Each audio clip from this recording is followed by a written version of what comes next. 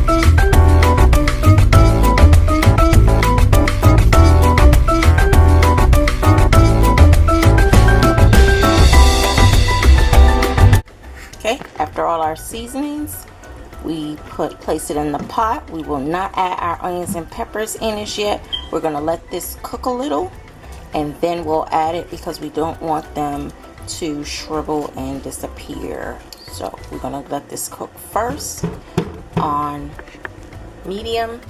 So as you can see, the steak springs its own water, so it is making its gravy. Just keep stirring and keep your pot on medium and cover it. We'll be adding our peppers and our onions shortly. Okay, so now we are going to add our onions and peppers. Stir it in.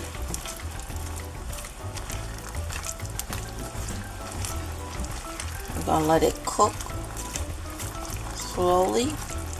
Continue to keep your pot on medium. And then we're going to cover so it can kind of saute. Alright, you can use your brown gravy packets. This is the quick and easy way. I didn't feel like making it from scratch. And we'll just take a look at our pepper steak. Alright, follow the instructions on the back where you can create and make your gravy. I'll show you how this package is done from Aldi's. Okay, so in my packages it was 2 packs and it was requiring 1 cup of water, so that means I need 2 cups of water. So we're going to pour 1 cup first because that is what my cup goes up to, and stir it up. I poured in 1 cup and then I'll pour in another cup in the pot. So we're going to pour this in to the pot because what happens is it gets thick, and depending on how you want your gravy, if you want it thick, if you want it thin, that's how I would determine how much of the second cup of water I would add. So for now, I'm just going to mix this, blend it, and then I'm going to wait to see how much it thickens up. And again, this is the quick and easy way when you don't want to wait to make gravy. And today, that is not something that I wanted to do because I wanted to make this quick tutorial because a lot of people are asking about the pepper steak recipe. Alright, so we're going to let this cook up. Continue to stir. Okay, so as this is cooking up, now I will add my basil, which I didn't show you in the beginning, but we need our basil. I add my basil.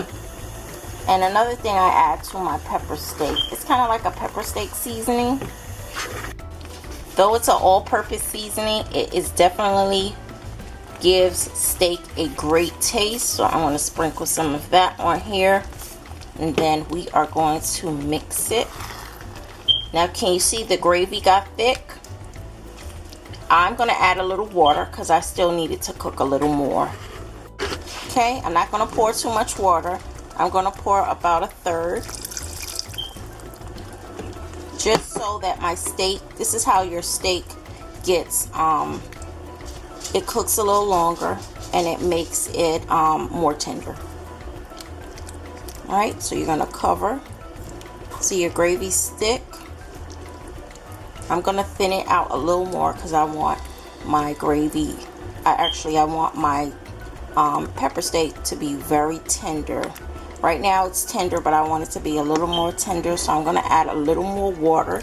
Because what happens is when you add a little more water to the gravy, it loosens up and it helps the steak to cook more. Your gravy is going to get thickened once you cover it again. So that's not something you have to worry about. You just don't drown it with a ton of water. So right about now we put an additional 1/2 cup of water and we are stirring. And this is your end result. Our pepper steak is now finished and hope you enjoyed.